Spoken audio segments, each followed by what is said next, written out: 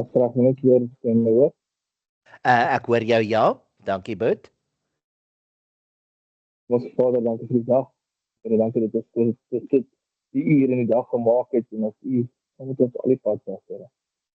Vader, dankie vir die geleentheid om die woord te breek vanaand en te hoor wat u met ons wil deel. Ek het die Heilige Gees na die prediker van die woord van wees. Dis naam, amen. Amen. Nou, vanaand se bespreking hoop ek regtig eintlik dit is iets waaraan julle gaan deelneem en bietjie julle vrae gaan vra en julle gedagtes gaan deel, want dis nou nie vreeslik hoër graad hierdie hoofstuk wat ons deel vanaand nie. Johannes is baie duidelik in hierdie hoofstuk en daar's net so een of twee dinge waar ons dalk so bietjie na die Grieks gaan moet kyk. Maar ek het die studie in 2 dele gedeel, want mens kan die hoofstuk basies in 2 dele deel. Die eerste 7 verse gaan oor ondersoek en die laaste 14 verse van die hoofstuk gaan oor lief wees vir mense. So, kom ons lees saam die eerste 7 verse. Die eerste 6 verse, ekskuus. Hy begin en hy sê vir ons, geliefdes, glo nie elke gees nie, maar stel die geeste op die proef aan of hulle uit God is, want baie valse profete het in die wêreld uitgegaan. Hieraan ken julle die gees van God. Elke gees wat bely dat Jesus Christus in die vlees gekom het, is God. Elke gees wat nie bely dat Jesus Christus in die vlees gekom het nie, is nie uit God nie, en dit is die gees van die anti-kris waarvan julle gehoor het dat hy kom. En hy is nou al in die wêreld. Julle is uit God, my kinders, en het hulle oorwin, omdat hy wat in julle is, groter is as hy wat in die wêreld is. Hulle is uit die wêreld, daarom praat hulle uit die wêreld, en die wêreld luister na hulle. Ons is uit God. Hy wat God ken, luister na ons. Hy wat nie uit God is nie, luister nie na ons nie. Hieruit ken ons die gees van die waarheid en die gees van die dwaling. OK. Nou, ouens, ek weet nie of daar vreeslik te verduidelik is nie, maar as julle vrae het, moet julle dit asseblief vra. Ek wil net weer eens uitwys dat in die oorspronklike manuskripte, daar in vers 3 waar ek daardie die in blou en onderstreep het, dit staan nie in die oorspronklike manuskripte nie. In Engels lees ook and the spirit of Antichrist, not the spirit of the Antichrist. Dis 'n betekenisverskil. Maar iets wat ek net by hierdie stuk wil sê, in daardie tyd, en ek dink ek het dit al van tevore gesê, het die duiwel alreeds begin om die evangelie aan te val en te probeer korrupteer, en ons het 'n vreeslike klomp gnostisisme gesien wat baie ouens verkondig het. En Johannes spreek 'n baie spesifieke een van daardie dwaalleringe aan. En dit is een wat hulle Docetism genoem het. D-O-C-E-T-I-S-M, Docetism. Ek weet nie wat dit in Afrikaans is nie, maar ek dink ook nie ek wil weet nie. Dit is die lering wat sê dat Jesus Christus nie regtig in die vlees was nie. Dis 'n image, maar dit was nie vlees nie. So ja, dis iets wat Johannes maar probeer aanspreek het. Pastoor Fanie, het pastoor iets om by te voeg hier voordat ons aangaan na die volgende stuk van die hoofstuk toe? Al wat ek daar wil sê oor vers 3 oor die wat jy daar beklemtoon daarso. Hy sê dit is die gees van die anti-kris. Nou jy kan nie sê dit is die gees van anti-kris is uit God, is waarvan jy gehoor het. hy het dat hy gekom het nie, jy weet so. Mhm. Ek dink die daar is maar net om te beklemtoon dat dit die anti-kris is waarvan gepraat word. Ja, Dis nie en noodwendig dat daar 'n betekenis op daai die is nie. Anderster sou ons ook 'n streepie op die se e gehad het. Dis maar net wat my siening rondom dit is. Miskien verskil ons daaruit, maar ek dink dit is maar meer die feit dat dit as jy die wegneem en dan gaan dit nie rym vir die Afrikaans daar nie. Ja, maar ek dink baie belangrik pastoor is dat ons net moet sien dat hy ook aangaan in die vers en sê en hy nou al in die wêreld is. Hede, Ja, present absoluut. tense. Absoluut, So dis nie dis weer eens dis nie iets van wat in die laaste dae is nie. Dis al in Johannes se tyd wat hy die klomp gnostisiste gehad het.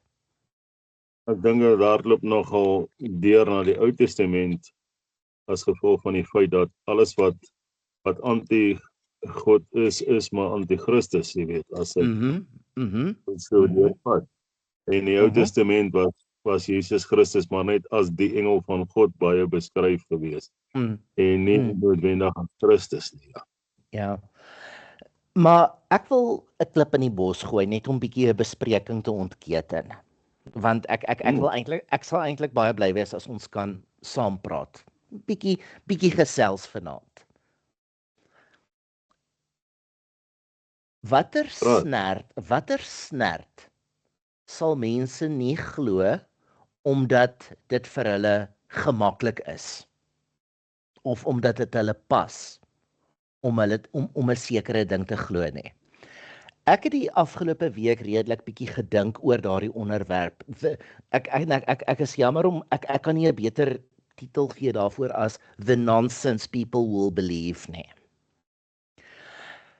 Ek het op 'n stadium baie ek wil nie in te veel detail ingaan nie, maar ek het 'n vriendin gehad en die vriendin is oorlede. En ek het baie gevoelens gehad vir die vriendin. En dis nou alles lank voor Christus, maar op 'n stadium het ek vasgeglo dat wanneer ek 'n 10 sent munt op die grond sien lê, is dit sy wat vir my hallo sê. Ek het geen gronde gehad om dit te glo nie. Dis louter 'n snert, dit is onbybels, maar dit het my laat beter voel. So, wat sal mense tog nie glo om hulle te laat beter voel nie?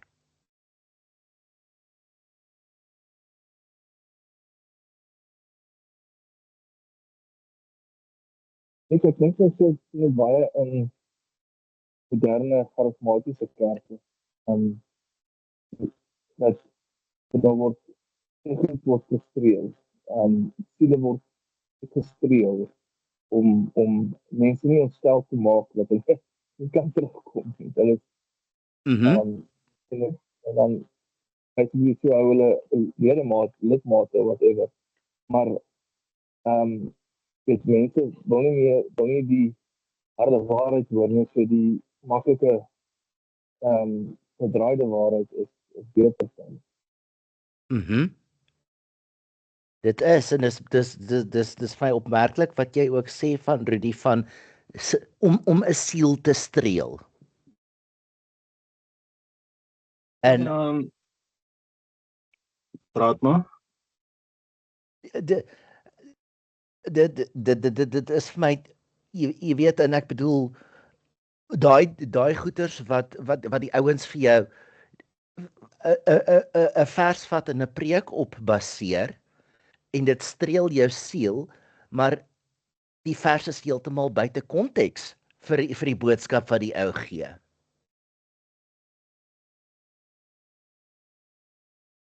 Wat ons ook in ag moet neem is dat die mens baie verbeeldingsryk is. En rondom die feit dat jy so baie verbeeldingsaksies in jou lewe het, kom daarop neer wat jy nou eintlik maar gesê het, dat jy weet as jy dit sien, dan glo jy dit is so. Voorbeeld toe ons op die grens was, waar ouens van die ouens gesê byvoorbeeld, ja, hy en sy meisie kyk elke aand na die Drie Susters byvoorbeeld. Jy weet, en ja, weet nie of sy enigstens kyk of hy enigstens kyk nie, maar die gedagte rondom, die verbeelding rondom dit, jy weet, maak dit dan, jy weet, dat daar 'n tipe van 'n geloofaksie ontstaan. Of die geloof enige gronde dra of enige waarde het, dit maak nie, dit kan 'n ou nie regtig sê nie, maar ja, dit is alles dinge wat deel word van 'n ou se verbeelding. Jy weet dat jy nou 'n sekere goed kan aanhaal as dit of dit kan wees, ja.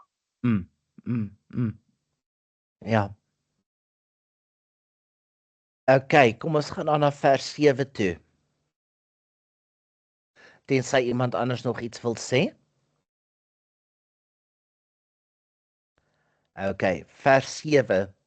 Geliefdes, laat ons mekaar lief hê, want die liefde is uit God. En elkeen wat liefhet, is uit God gebore en ken God. Hy wat nie liefhet nie, het God nie geken nie, want God is liefde. Hierin is die liefde van God tot ons geopenbaar, dat God sy eniggebore seun in die wêreld gestuur het, sodat ons deur hom kan lewe. Hierin is die liefde, nie dat God ons liefgehad het nie, maar dat hy ons liefgehad het en sy seun gestuur het as 'n versoening vir ons sondes. Geliefdes, as God ons so liefgehad het, behoort ons ook mekaar lief te hê. Niemand het God ooit aanskou nie.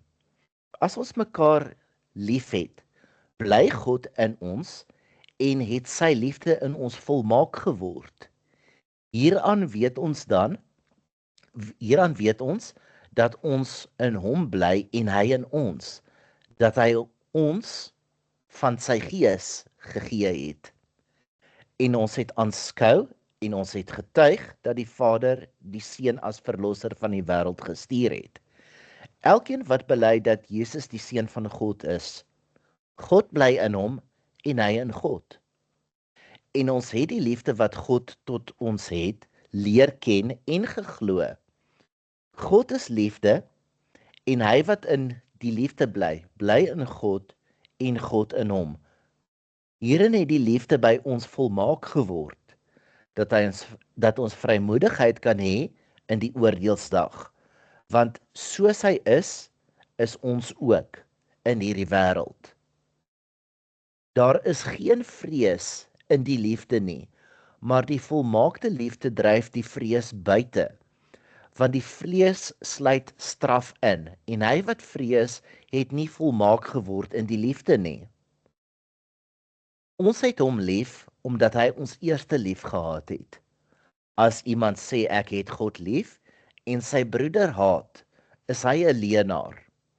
Want wie sy broeder wat hy gesien het, nie lief het nie, hoe kan hy God lief hê wat hy nie gesien het nie? En hierdie gebod het ons van hom, omdat hy wat God lief het, ook sy broeder moet lief hê. Nou, hierdie praat nou baie oor liefde, en ek dink ons moet bietjie kyk na van wat se liefde praat Johannes hier. Nou, in die Nuwe Testament leer ons van 3 tipes liefde. En die eerste is die sogenaamde eros liefde. Dit word nie direk in die Nuwe Testament genoem nie, maar dit word verwys. Maar ons almal ken die woord eroties en dit verwys na hierdie soort liefde. Kyk gerus wat sê Paulus in 1 Korintiërs 7 vers 9. Hy verwys daar spesifiek na erotiese liefde. Dan kry ons die tweede soort liefde, philos. En mense, daai studie wat ons gedoen het toe ons die laaste hoofstuk van die evangelie van Johannes gedoen het, dit spook nog by my, daai ding. Nou, philos word baie in die Nuwe Testament genoem. En dit is 'n diep toegewyde broederlike liefde of affection, maar broederlik. Dis nie fisies van aard nie. En die voorbeeld wat ek hier wil gebruik, verwys ek daarna na daai laaste hoofstuk van die evangelie van Johannes wat Petrus sê, ja Here, u weet dat ek u liefhet. Die woord daar is philos. Maar Jesus het actually vir hom gevra, Petrus, agapo, dis die volgende tipe liefde, agape. Petrus, agape jy my? En Petrus sê, ja Here, ek philos u. En Jesus vra weer vir hom, agape jy my? En Petrus sê, ek philos u. En toe vra Jesus, philos jy my? En toe word Petrus bedroef. Okay. So agape is 'n selfopofferende, onvoorwaardelike liefde. Daar is vir jou niks in om iemand te agape lief te hê nie. Dit gaan niks oor jou nie, dit gaan oor die ander persoon. En dis waarvan Johannes hier praat. Ekskuus, ek verwys nie daarna daai vers, Petrus, het jy my waarlik lief, in dieselfde versie in die evangelie van Johannes. En kom ons praat bietjie oor agape liefde. Hoe is dit vir ons mense moontlik om hierdie agape liefde te demonstreer?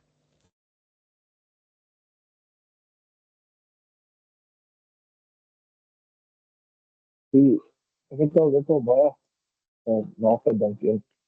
Die enigste manier wat ek dit kan duidelik demonstreer is, wanneer ek iets doen, dat ek wat het is, en ek doen het vir iets, en dan gaan ek nie oor my. Okay.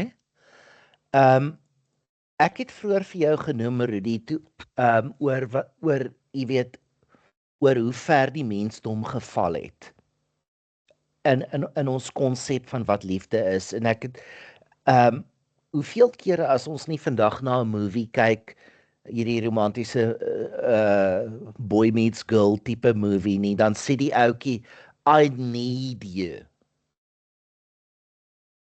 En as jy mooi daaraan gaan dink, dit beteken jy voorsien 'n sekere behoefte wat ek het, en my liefde vir jou hang af daarin dat jy gaan aanhou om hierdie behoefte van my te vervul. So dis heeltemal, eintlik is, dit klink vreeslik romanties en mooi, maar dis eintlik heeltemal selfsugtig. So dis nie waarvan Johannes praat hier nie.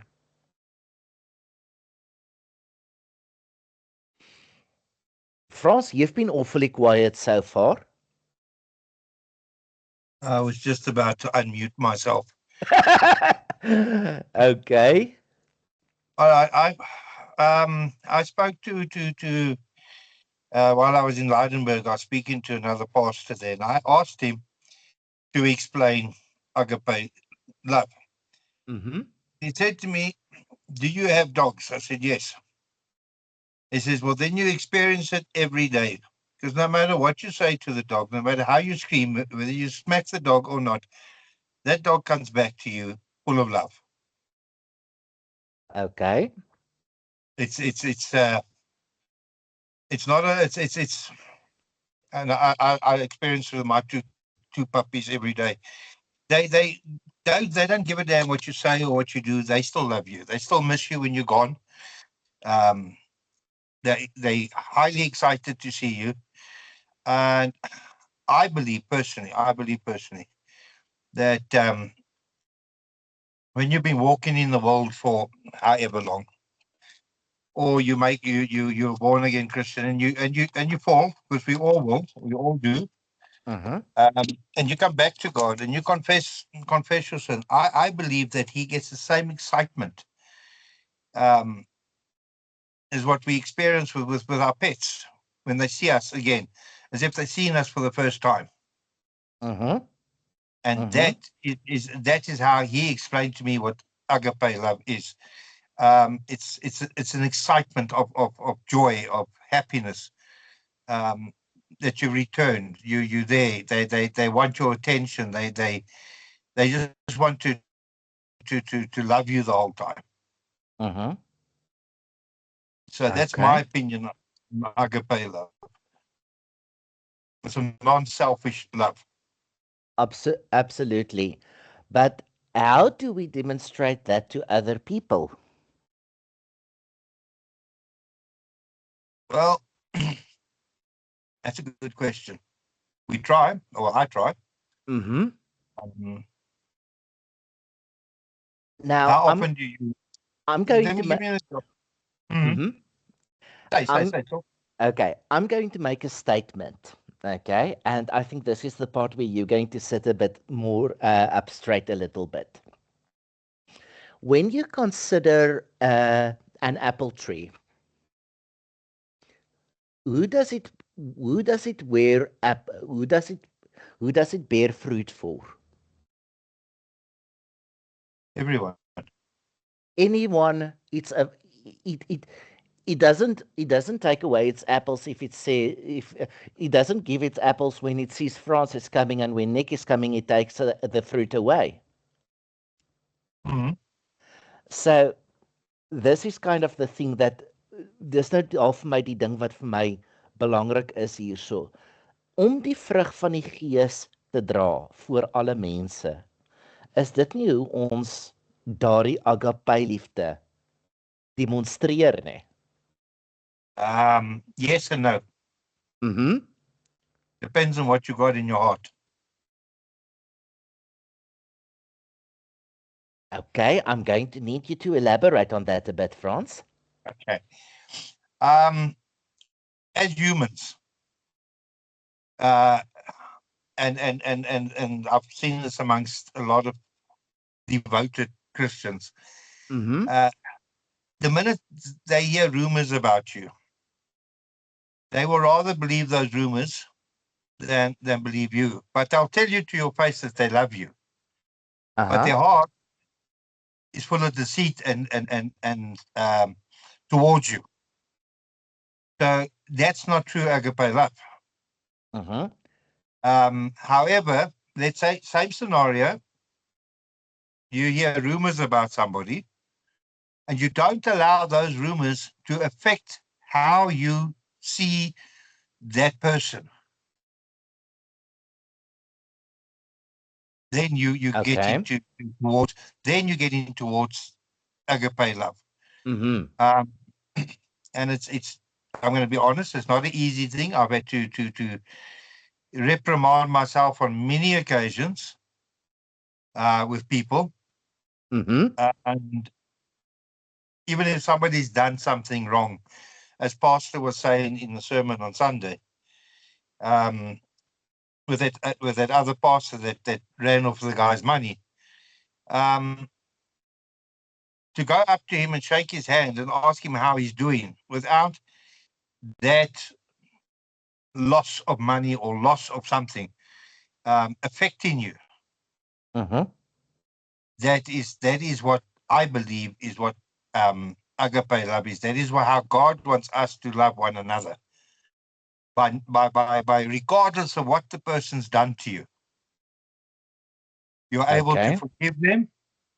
Forget is a subject that I think we could have a whole series on, but I do believe you should also. I believe personally you should forgive and forget, because if we come to Christ and we say to him, listen, sorry, you know what, I backslid, I'm getting sorry, I apologize. He doesn't hold that against us. He doesn't say, okay, well, you know what, 2 weeks ago you backslid as well for the same reason. He doesn't say that. Yeah. He forgives you and he forgets it.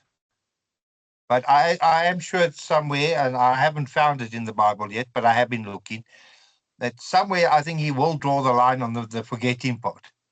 But I don't believe that God is not, I don't want to say capable in a sarcastic term.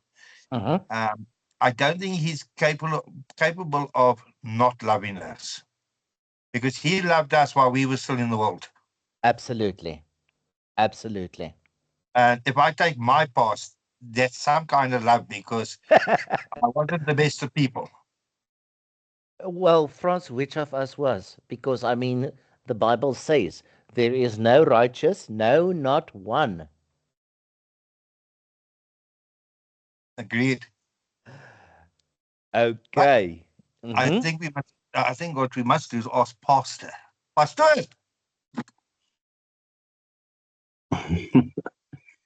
Ek wil net 'n klein stellingkie maak. Aha. Net iets wat in my gedagte opkom. Toe die Here ons gemaak het of die mens gemaak het, het hy dit geskape na sy ewe beeld. Mhm. Nou, ek wil nou net hierso sê dat wat ook vir my deel uitmaak of vir my sin maak is omdat God liefde is die liefde van God is sy ewe beeld.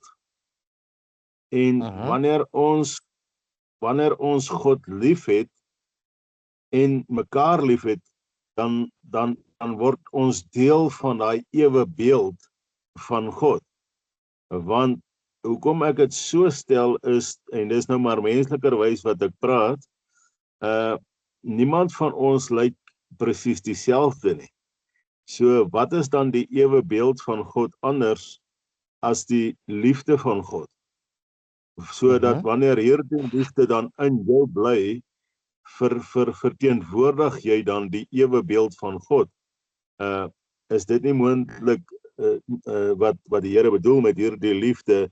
Hy sê as jy nie die liefde van God in jou het nie, dan is jy nie deel van hom nie. Dis Maar reg. as jy daai liefde dan word jy hierdie ewe beeld aan die Here, want tog het God die mens uit liefde geskape.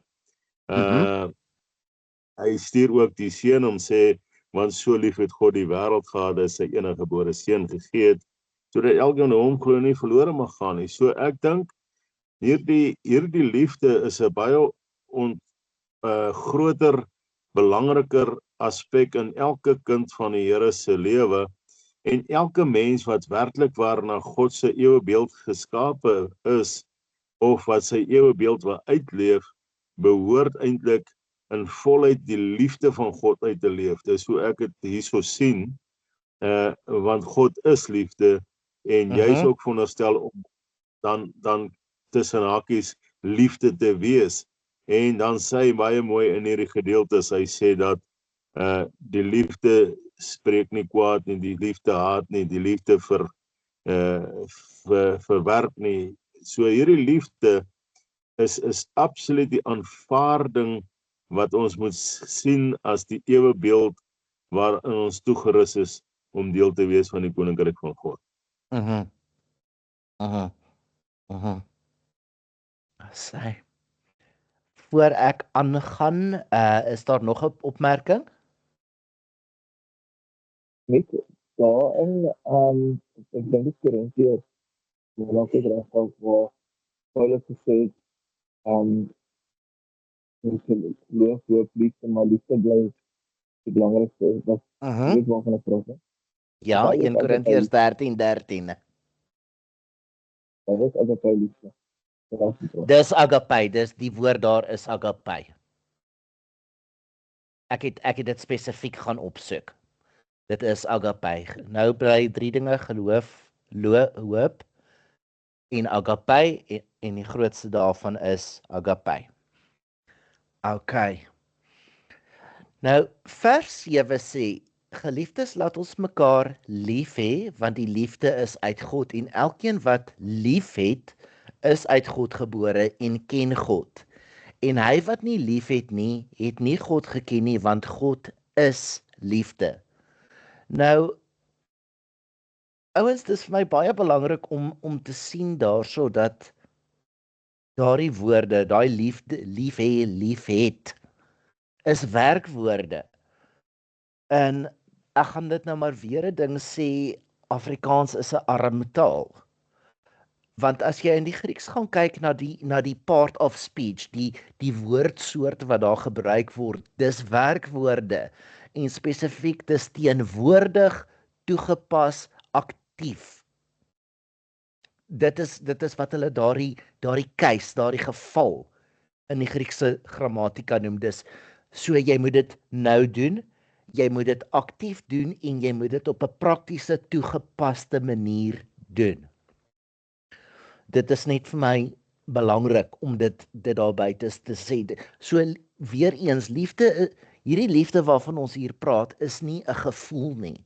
Dis 'n aksie. Dit is om aksie te neem, om aktief lief te hê en nie mooi woord, dis nie mooi woordjies nie, dis mooi daadjies.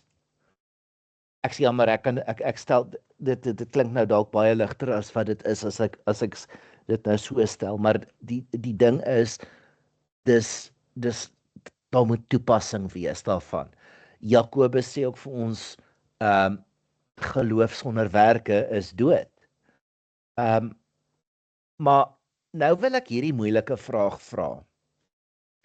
Is dit moontlik vir 'n ongelowige om lief te hê?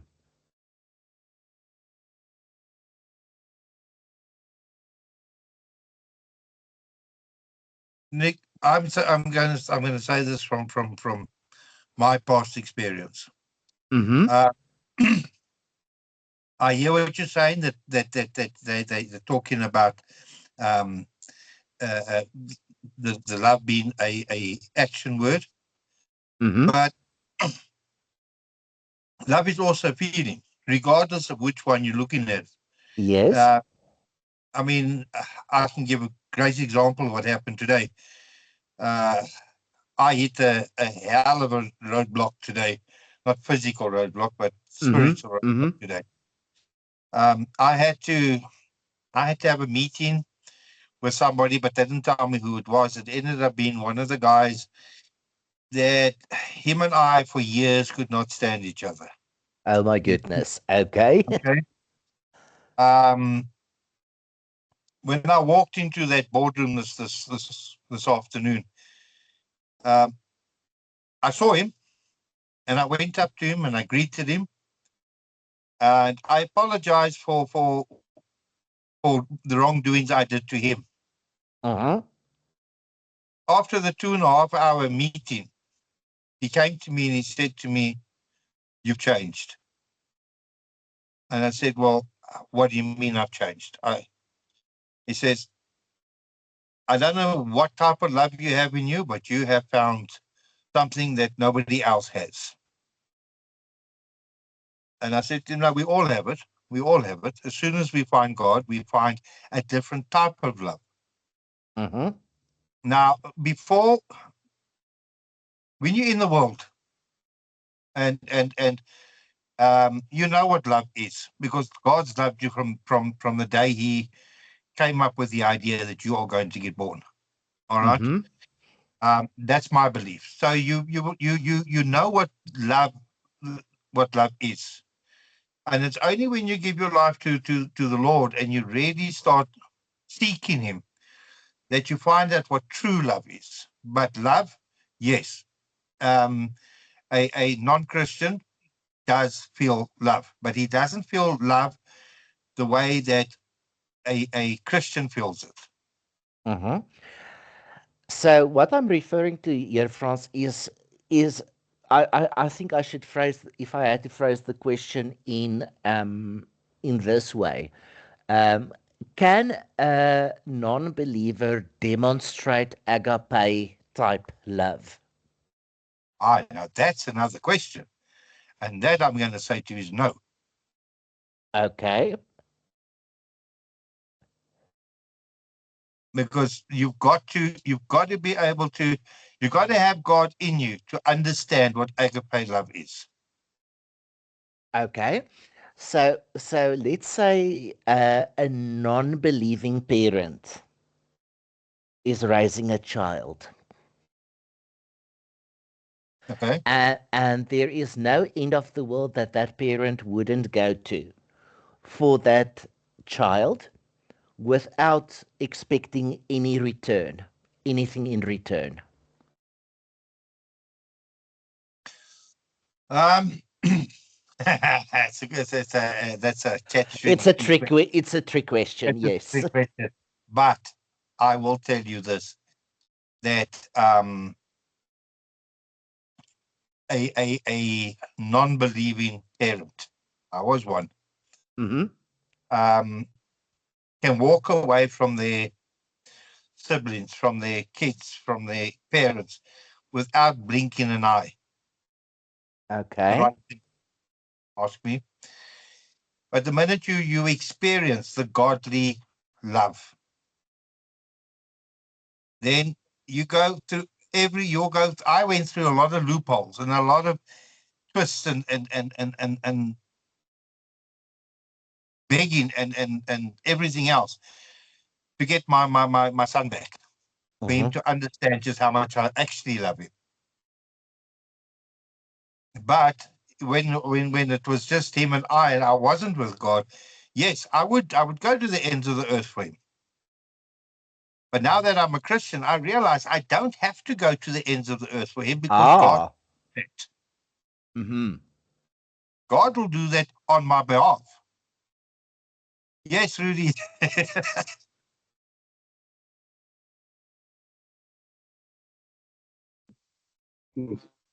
Ek dink ek weet die antwoord. Uh-huh. Ja. Wat by my opkom is, ons is gevorm en gemaak in die image of God, né? Mm-hmm. So ek dink ons het die agape liefde, maar daar's van agape liefde, season fly. Okay. Okay.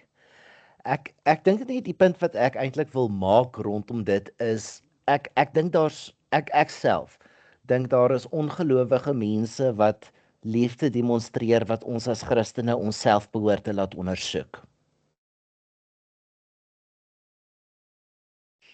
Ek dink dis die punt wat ek wil maak. Explain.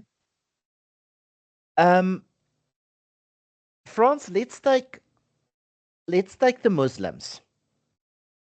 Okay, it's a crude example to use, but okay. But the way that they care for each other and the way they will watch out for each other and even represent Allah to non-believers when they don't do it through an AK-47. Okay, but now I'm going to say this and let the rocks fall where the rocks may fall. Okay. You hit the nail on the head. They care for one another. Mm-hmm. They don't love one another. Okay. Okay. I know because I've got a lot of Muslim tenants and clients. Mm-hmm. They believe they will tell you about Allah until the cows come home. For the simple reason is and again, the Bible says don't do this. They want to be seen to be doing the work. Mm-hmm. Okay, so they will help you, but they'll make a big spectacle about helping you. Okay. Where God says, do it in secret, and your Father who sees in secret will reward you. Mm-hmm. Okay, so do they have that kind of love? No. They have that kind of care? Yes, but they don't have the love. Okay, I think that's a valid point.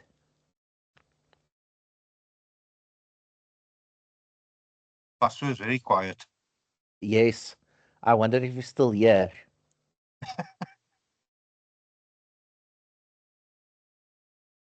Pastor?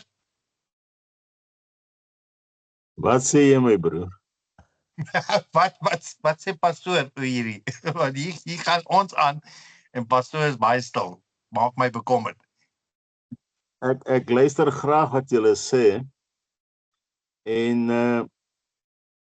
ek dink dit moet ons ook onthou dat die liefde wat hulle as liefde vir mekaar het, kom ons praat oor die heidene, is maar gevoel oriënterend. So dit gaan oor gevoel en ek dink nie werklike liefde nie. Want daar is baie dinge wat hulle optredes weerspreek wat nie liefde tentoonstel nie. As ons kyk, hierso sê hy baie uitdruklik, hy sê hy wat sy broer haat in die gedeelte van 1 Johannes, as jy jou broer haat, dan het jy nie die liefde nie. Dan is jy ook nie deel van Christus nie. So dit is baie duidelik dat God se liefde 'n baie diep en 'n baie ware liefde is. En dan wil ek ook hier byvoeg dat die feit dat God lief is vir jou is God kan jou nie lief hê nie, want hy is liefde. So hy het jou lief, jy is deel van sy liefde. Daar is nie 'n vergelyking om te sê ja, maar hy is moontlik lief vir jou of wat ook al die stelling mag wees nie. Of hoor jy, die Here het nou nie vandag vir my gebed beantwoord nie, so hy seker nie lief vir my nie. Dit is alles snert, want die Here is liefde, God is liefde. So hy kan jou nie minder of meer lief hê nie, en hy kan ook nie liefde verskuif dat die feit dat hy jou nie antwoord in jou gebed vir vandag, is dalk enige ander rede behalwe liefde, want liefde bly liefde, hy is liefde, hy kan nie verander daar nie. En ek dink dis wat ons hier moet aan oorskool neem, dat mense, soos julle nou die moslems of maak nie saak watter boeddhas, wat ook al, enige ander geloof aksie, hulle liefde is nie hierdie liefde waarvan God hier praat. Die feit dat ek vir jou jammer is en vir jou goed is en aan jou goed doen, ek ken baie mense wat nie die Here dien nie, maar wat baie goeie mense is. Maar goeie mense gaan nie hemel toe nie, gelowige mense in God gaan hemel toe. So dis baie belangrik om te verstaan dat hierdie woord hier baie uitspreeklik is daaroor. Daarom sê hy, as jy jou broer haat, dan het jy God nie geken nie. So daai liefde van God is baie dieper as wat die mens kan eintlik dink, want God se liefde kan nie vir jou eindig nie. Dit was nooit God se doel om enige mens hel toe te stuur nie. Elke mens maak sy eie keuse, want God se liefde is dat God wil almal red. Daarom stuur hy sy seun. Sy seun het gekom en vir die hele wêreld gesterwe, nie net vir my of vir jou nie, maar vir elkeen wat gebore is, elkeen wat geskape was, het hy voor gesterwe. En dis daai liefde, jy en ek, as ons die keuse maak om nie hemel toe te gaan nie, verwerp die liefde van God. En hier sê vir ons, hoe verwerp ons dit? As jy jou broer haat, as jy nie deel is van Christus nie, dan het jy nie die liefde nie. So dit is baie duidelik dat God se liefde is iets wat nie kan hê of moet hê nie, dit is liefde. En daar beklemtoon die woord dit baie duidelik hier in die eerste vers van hierdie gedeelte, vers 7, wat hy sê, en dan op die einde daarvan vers 8, ja, God is liefde. En daai twee verse beskryf hy die hele gedeelte vir ons. Hy sê, want as ons mekaar lief het uit God, dan is ons in die liefde van God gebore. Met ander woorde, ons is dan deel van daai ons onuitspreeklike liefde, en ek noem dit so, want ek dink nie een van ons besef hoe groot hierdie liefde is waarvan die Here hier praat nie. Daarom maak God ook dan die onderskeid om te sê, hy gee vir ons die keuse, en enige tyd wanneer jy en ek na God toe gaan, dit maak nie saak nie. Hy sê al was jou sonde so skarlaken, ek sal dit was witter dan sneeu, witter dan dit wol. Nou sonde in daai opsig is nie manifestasie van sonde, is die ongehoorsaamheidsfaktor waarvan ons weet. So of jy moord gepleeg het of wat ook al jou sonde was, gesteel het, wat ook al, die Here sê as jy na hom toe gaan, God is liefde. Sy liefde kan daardie saak in totaliteit vergewe sodat jy deel word van sy liefde. En hierdie liefde het geen valsheid daarin nie. Ek dink dis hoekom hy in die vorige gedeelte gepraat het hier in 1 Johannes 4 van die valse leraars. En dan kom hy en hy sê hierdie tweede gedeelte, hy sê maar hier is die liefde. So as jy nie hierdie liefde het nie, dan kan jy amper sê dat hierdie gedeelte in vers 3 wat hy gesê het van die gees van die antichrist, dan behoort jy eintlik daaraan. Maar as jy aan God behoort jy hierdie onsaglike groot wonderbare liefde in jou te hê. En dit maak dat ek en jy mekaar kan vergewe, ander kan vergewe en vir elkeen ruimte maak om ook deel te wees van die wonderlike koninkryk. Pastoor, ek wil net graag nog 2 dinge sê hieroor. Ons moet mooi kyk ook, Johannes sê, laat ons mekaar lief hê. Nie laat ons almal lief hê nie. So hy praat van binne in die Christelike, in die liggaam van Christus hier. Dis die een ding wat ek wil daar buite sit. En die ander ding wat ek ook daar buite wil sit, is dat die natuur van hierdie liefde ons fundamenteel verander. Dit verander ons karakter. Dis 'n liefde wat ons karakter verander, en as ons dan hierdie verandering ondergaan het, dan kan ons nie anders as om liefde te demonstreer, om dan hierdie agape toe te pas nie. So dis 'n karakterverandering. Ja, en hierdie agape liefde sê, kom soos jy is. Jy weet, die agape liefde nooi nog altyd die ou wat dit nog nie het nie, om deel te word van sy heerlike liefde. Ja. En dit maak dit so baie uniek in hierdie situasie. Okay, ek wil so net 'n bietjie druk na die volgende stuk toe, en ek wil hê ons moet mooi kyk na vers 10. Wat sê hierin is die liefde, nie dat ons God lief gehad het nie, maar dat hy ons lief gehad het en sy seun gestuur het as 'n versoening vir ons sondes. Nou, as jy na die NIV gaan kyk, dan sê hy, this is love, not that we loved God, but that he loved us and sent his son as an atoning sacrifice for our sins. Maar dit sê dit nog steeds nie vir my reg nie, so kom ons gaan kyk wat sê die King James. Die King James sê, herein is love, not that we loved God, but that he loved us and sent us his son to be the propitiation for our sins. Dit sê dit reg. Nou, ons moet ons nou die vraag vra, wat beteken propitiation? Melody, is jy nog by ons? Ja, ek luister nog so ver. Okay, kan ek jou maar 'n vraag vra? Ja. Okay. Nou, ek gaan vir jou 2 scenario's gee.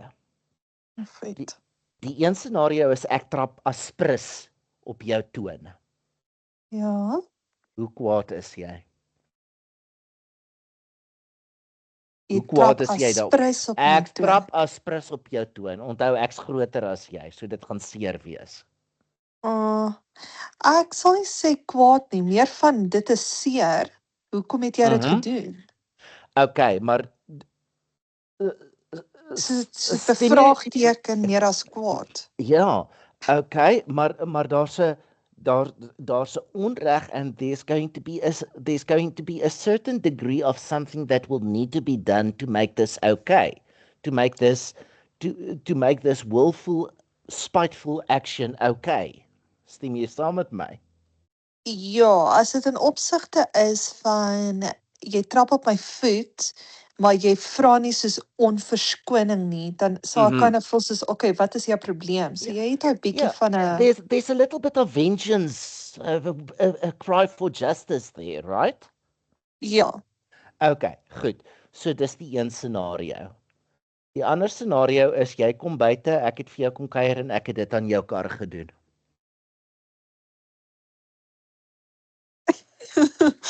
Ek sal nie impressed wees nie.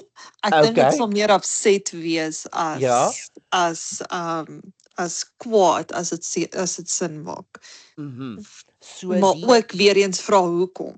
Wat het jy Ja. dit maak doen? ja, maar the demand for justice is iets heeltemal anders as wanneer ek as prins op jou voet trap. Reg? Ja, want nou vens my voet het minder waarde as 'n kar Tot jy hom verloor, né? tot ek hom verloor, maar dis 'n ander storie. Ja. Ja. So hierdie woord propitiation, as ek op Melody se voet trap, is daar's 'n sekere wraak. Okay, wat die misdryf gaan bevredig.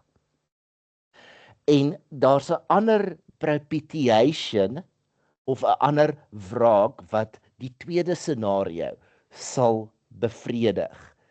En wat hierdie vers regtig sê, herein is love, not that we loved God, but that he loved us and he sent his son to be the propitiation for our sins. Met ander woorde, Jesus het gekom en hy het die wraak, daai beker wat hy gevra het as dit kan verbygaan. Hy het daai beker van God se wraak gedrink. So waar is God se wraak dan nou vir die mense wat hierdie aanvaar in Jesus Christus? Daai beker bestaan nie vir my en vir jou wanneer ons aanvaar dat Jesus daai beker gedrink het nie. As jy dit nie aanvaar nie, is dit 'n ander saak.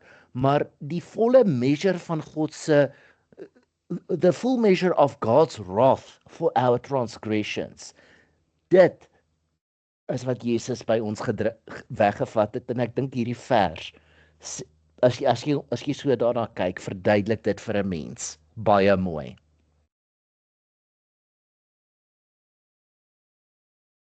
Okay. Ander inputs?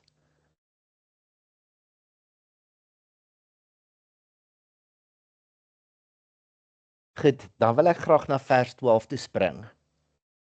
Niemand het God ooit aanskou nie.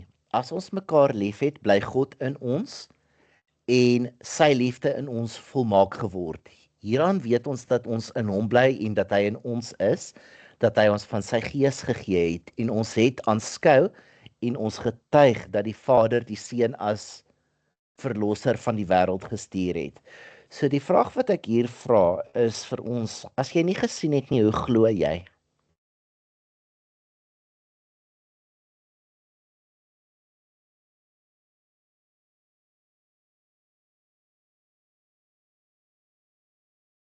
Ross, how would you answer that? If you didn't see, then how do you believe? Okay, but yeah, I'm not trying to contradict the Bible with my answer, Yes. but I'm gonna explain something to you.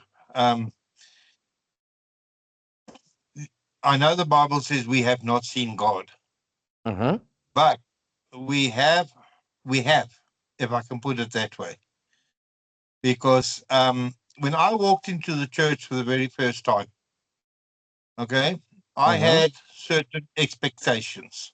Remember, I'm an Englishman, church is Afrikaans. So I had certain expectations.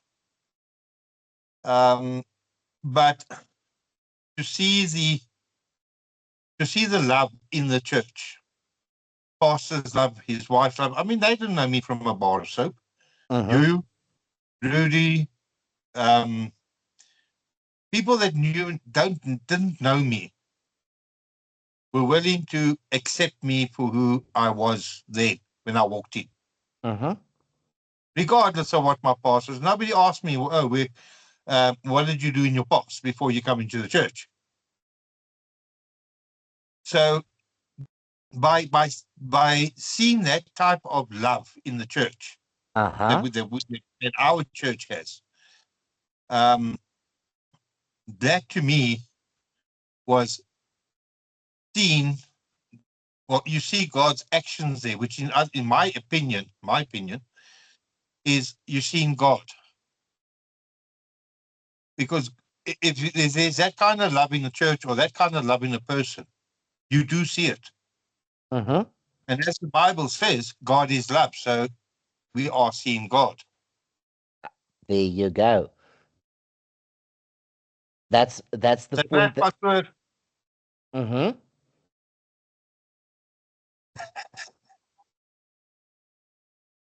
Okay. So wat ek regtig wil sê is getuig en bely is om te sien en daardeur saam met iemand te stem of te bevestig wat daardie persoon sê. In Frans, wat jy vir my sê is vir my wat jy sê is vir my baie kosbaar. Jy weet, ek het 'n ding waarin ek glo ons as gemeentelede het dinge waarin ons glo in. Jy het gekom en jy het gesien, maar dis waar. So ons het nie God gesien nie, maar ek kom terug by die vrug.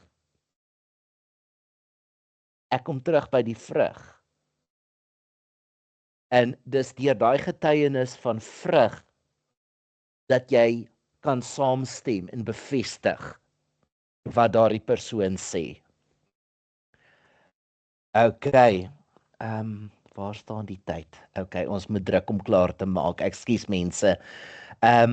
Vers 18 wil ek net graag 'n ander vertaling voorlê. Hy sê daar is geen vrees in die liefde nie, maar die volmaakte liefde dryf die vrees buite. Want die vrees sluit straf in en hy wat vrees het nie volmaak geword in die liefde nie. Ek wil net graag vir julle the remedy voorhou op daai vers. Hy sê in love there is no fear.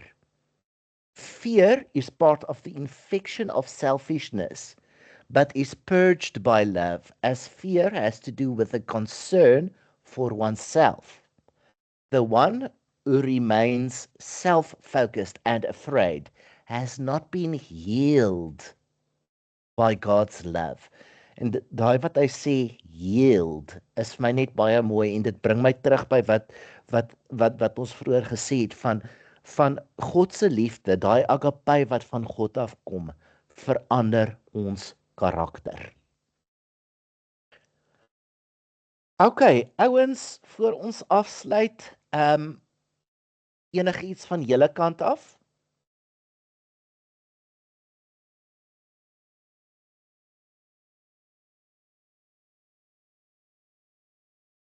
Okay. Frans, may I please ask you to close in prayer for us in that case? Yeah, no problem. Heavenly Father, we thank you for this get together this evening where we can discuss your word, helping each and every one of us to seek you even more. Father, we thank you for the love that you pour out, Lord. Thank you that those that are close to you, Lord, will pour out that love just like you do, Lord.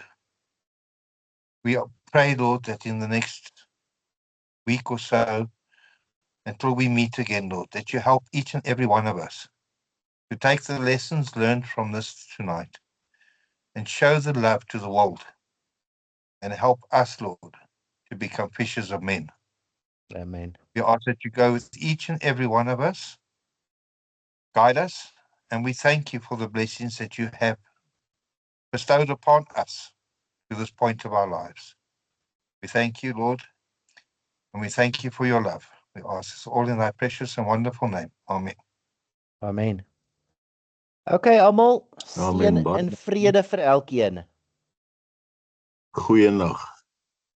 Goeienaand, Goodbye. pastoor. Lekker slaap. Baie dankie. Goed gaan. Okay, bye-bye.